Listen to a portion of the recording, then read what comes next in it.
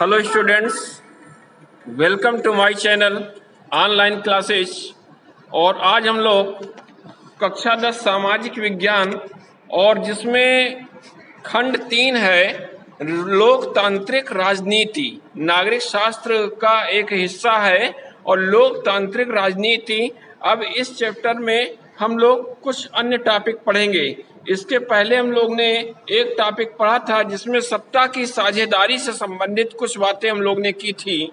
और आज हम लोग श्रीलंका के बारे में कुछ अध्ययन करेंगे। यहाँ पे आपको श्रीलंका का मानचित्र भी दिखाई दे रहा है और इसमें जो अलग अलग कलर शो हो रहे हैं, इस कलर से ये कंफर्म हो रहा है कि कितने परसेंट लोग किस समुदाय के हैं, जिसमें से बहुसंख्यक समुदाय के भी लोग अलग अलग कलर से दिखाई जा रहे हैं। तो यहाँ पे आज हम लोग पूरी बात करते हैं और श्रीलंका में बहुसंख्यकवाद और इसके बारे में कुछ डिटेल जानने की हम लोग कोशिश करेंगे। तो शुरुआत करते हैं अपने वीडियो को और आज के टॉपिक में हम लोग शुरुआत करते हैं श्रीलंका में बहुसंख्यकवाद। श्रीलंका में बहुसंख्यकवाद। तो इसके पहले हम लोग ये जानते हैं कि वहाँ पे सत्ता की भागीदारी कैसे हुई थी, किस प्रकार सत्ता की भागीदारी श्रीलंका में हुई और किस प्रकार से वहाँ पे संघर्ष हुआ। तो 1948 बात करते हैं हम लोग उस समय की। 1948 में किस समय? 1948। और इसमें श्रीलंका एक स्वतंत्र देश के रूप में अस्तित्व में आया। किस सन में आया?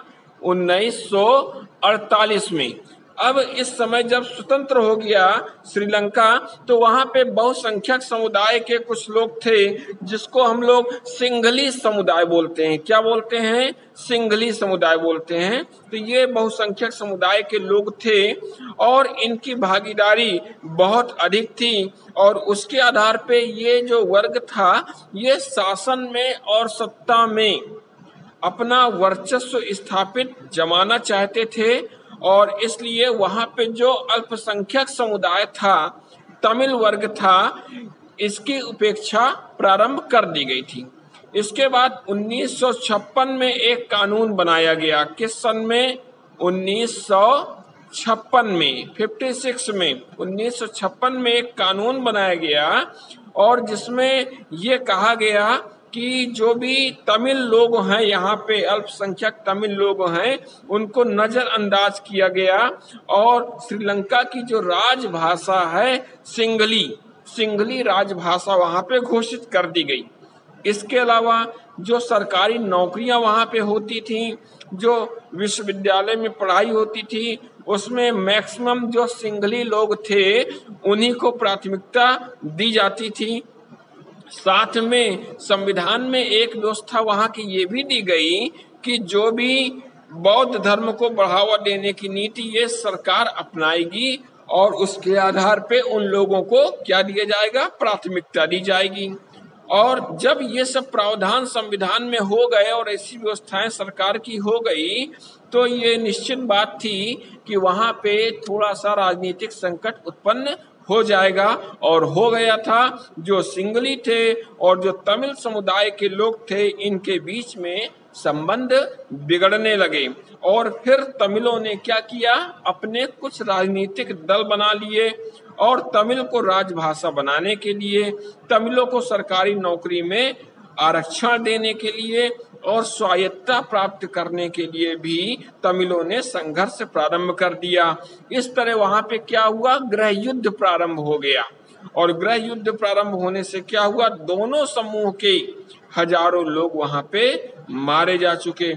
बहुत सारे लोग अपने परिवार सहित देश को छोड़ चुके और देश छोड़ करके वो दूसरे देशों में, पड़ोसी देशों में जा करके बस गए और फिर सिंघली लोग अपने बहुमत के आधार पे सत्ता में भागीदारी देने को उनको तैयार नहीं हुए।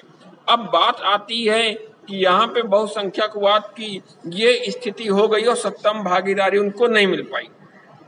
लेकिन फिर जब ये स्वतंत्र राष्ट्र बन गया, आखिर इसका प्रभाव क्या पड़ा? जो ये बहुसंख्यकवाद था, ये आगे चल के प्रभाव क्या पड़ा ये देखते हैं हम लोग।